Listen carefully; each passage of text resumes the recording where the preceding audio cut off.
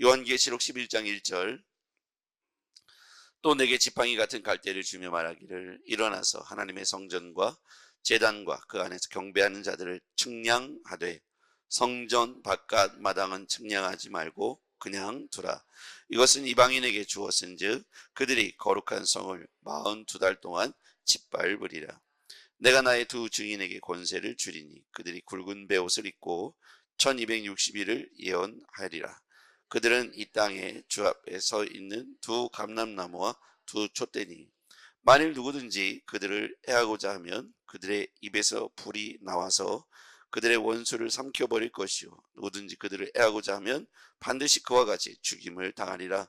그들이 권능을 가지고 하늘을 닫아 그 예언하는 날 동안 비가 모지 못하게 하고 또 권능을 가지고 물을 피로 변하게 하고 아무 때든지 원하는 대로 여러 가지 재앙을 땅을 치리니 그들이 그 재앙을 마칠 때 무적행으로부터 올라오는 짐승이 그들과 더불어 전쟁을 일으켜 그들을 이기고 그들을 죽일 터인즉 그들의 시체가 큰 성길에 있으리니 그 성은 영적으로 하면 소돔이라고도 하고 애굽이라고도 하니 곧 그들이 주께서 십자가에 못 박히신 곳이라. 백성들과 족속과 방언과 나라 중에서 사람들이 그 시체를 사흘 반 동안을 보지 못하며 사흘 반 동안을 보며 무덤에 장사하지 못하게 하리로다. 이 두 선지자가 땅에 사는 자들을 괴롭게 한 고로 땅에 사는 자들이 그들의 죽임을 즐거워하고 기뻐하여 서로 예물을 보내리라 하더라. 3일 반 후에 하나님께로부터 생기가 그들 속에 들어가매 그들이 발로 일어서니 구경하는 자들이 크게 두려워하더라. 하늘로부터 큰 음성이 있어 이리로 올라오라 함을 그들이 듣고 구름을 타고 하늘로 올라가니 그들의 원수들도 구경하더라. 함께요. 그때 큰 지진이 나서 성 10분의 1이 무너지고 지진에 죽은 사람이 7천이라. 그 남은 자들이 두려워하여 영광을 하늘의 하나님께 돌리더라. 아멘. 할렐루야. 오늘 하루도 주의 평강이 여러분과 함께 하기를 주의 이름으로 축복합니다. 오늘 말씀을 보니까요. 오늘은 교회에 관한 위로와 소망이 주어지고 있습니다. 1절 말씀을 보겠습니다. 또 내게 지팡이 같은 갈대를 주며 말하기를 일어나서 하나님의 성전과 제단과 그 안에서 경배하는 자들을 측량하되 하나님의 성전과 경배자들을 측량하랍니다. 그럼 왜 측량하게 했을까? 하나님의 성전 안에 있는 하나님의 백성들, 하나님께 예배하는 자들을 끝까지 보호해 주실 것이다. 그런 뜻이 그 안에 있습니다. 왜냐하면 그 2절에 보니까 성전 바깥 마당은 측량하지 말고 그냥 두라. 이것은 이방인에게 주었은지 그들이 거룩한 성을 42달 동안 짓밟으리라. 42달이 다른 데에는 이렇게 나옵니다. 한때, 두때, 반때. 한때는 1년을 말하고요. 두때는 2년을 말하죠. 반때는 반년을 말하죠. 3년 6개월이에요. 근데 여기 보면 42달은 3년 6개월을 말합니다. 3년 6개월은 무엇을 의미하냐면 7년 대환란의 딱 중간을 말해요. 그러니까 초림예수, 재림예수의 딱 중간. 그러니까 지금은 어떤 시기냐면 견뎌내야 되는데 환란과 고통과 핍박을 견뎌내야 되는 거예요. 누가요? 하나님의 백성들이요. 경배자들이요. 그래서 하나님께서는 지팡이와 갈대를 주면서 견뎌내도록 그들을 측량하라. 그들을 내가 도울 것이다. 내가 지켜줄 것이다. 이렇게 1절과 2절에 말씀하고 있는 것이죠. 42달은 여기서 보면 3년 6개월입니다. 오늘 이 요한계시록을 보면 상징적인 숫자가 계속 반복돼요. 3년 6개월이라는 단어가 나오고요. 11절에도 보면 3일 반 후에 이렇게 나오죠. 그러니까 3일 반, 3년 6개월 상징적인 숫자가 계속 나옵니다. 잘 보면 12라는 수도 많이 나오고요. 12지파, 12제자 이런 단어들로 반복되는 걸 볼 수 있고 14만 4천 명도 계산해 보면 12과 관계가 있습니다. 자, 3절 한번 볼게요. 내가 나의 두 증인에게 권세를 주니. 두 증인 한번 동그라미 쳐보시죠. 두 증인에게 권세를 줄 것이다. 그들이 굵은 베옷을 입고 1260일을 예언할 것이다. 1260일이 42개월이고 3년 6개월입니다. 5절 만일 누구든지 그들을 해하고자 하면 4절 그들은 이 땅 위에 주 앞에 서 있는 두 감람나무와 두 촛대니 두 감람나무 두 촛대 촛대를 생각해 보면 교회, 7교회 교회 중에 책망받지 않는 두 교회가 나오죠. 서머나와 빌라델비아 두 교회, 두 촛대, 두 감람나무. 여기서 그래서 두 증인은 교회를 의미합니다. 교회를 상징하는 거예요. 요한계시록은 장차가 되어질 일에 대한 상징적 메시지예요. 그래서 이 계시를 예언적 사역을 상징으로 표현하고 있어요. 그래서 두 증인은 마지막 때에 하나님께서 사용할 두 교회를 의미하겠죠. 그래서 두 감람나무 두 촛대니 5절 증인으로 표현되어 있지만 교회를 의미합니다. 만일 누구든지 그들을 해하고자 하면 그들 입에서 불이 나와서 그들의 원수를 삼켜버릴 것이요 누구든지 그들을 해하고자 하면 반드시 그와 같이 죽임을 당하리라. 그들이 권능을 가지고 하늘을 닫아 그 예언하는 날 동안 비가 오지 못하게 하고 또 권능을 가지고 물을 피로 변하게 하고 아무 때든지 원하는 대로 여러 재앙을 땅을 치리로다. 하나님께서 마지막 때에 교회를 통해서 말씀하시고 일하십니다. 하나님께서 마지막 때에 교회를 통해서 말씀하시고 일하십니다. 하나님은 교회를 통해서 세상의 심판 메시지를 전하고 교회를 통해서 하나님이 위로의 메시지를 전하게 하시겠다고 오늘 본문을 통해서 말씀하고 있는 것이죠. 그래서 우리는 교회 신앙을 잊지 말아야 합니다. 그래서 공동체가 더욱 모이고 힘써야겠습니다. 그러면 사단은 마지막 때가 되면 이 교회를 어떻게든지 분란을 일으켜서 깨뜨리고 모이지 않게 하겠죠. 이 코로나와 같은 현상이 벌어질 걸 우리는 상상도 못했습니다. 그렇죠? 그때 세상 정부가 내린 명령이 뭐냐면 모이지 말아요. 그렇죠? 각자 집에서 예배해라. 이게 이제 말세가 되면 공론화 되겠죠. 그렇죠? 교회들로 하여금 공동체성을 교회, 공동체라고 하는 의미가 교회에는 들어있잖아요. 두세 사람 이상의 그리스도를 고백한 모임이니까요. 그래서 못 모이게 하는 것이 말세의 특징이라는 거예요. 그래서 우리가 아무리 전염병이 있어도 코로나 때도 전에도 메르스든 사스든 별게 다 있었는데 그런 가운데에도 우리는 예배를 드렸는데 코로나 때 전 세계적으로 스탑됐잖아요. 집합 예배 금지 이렇게 해가지고요.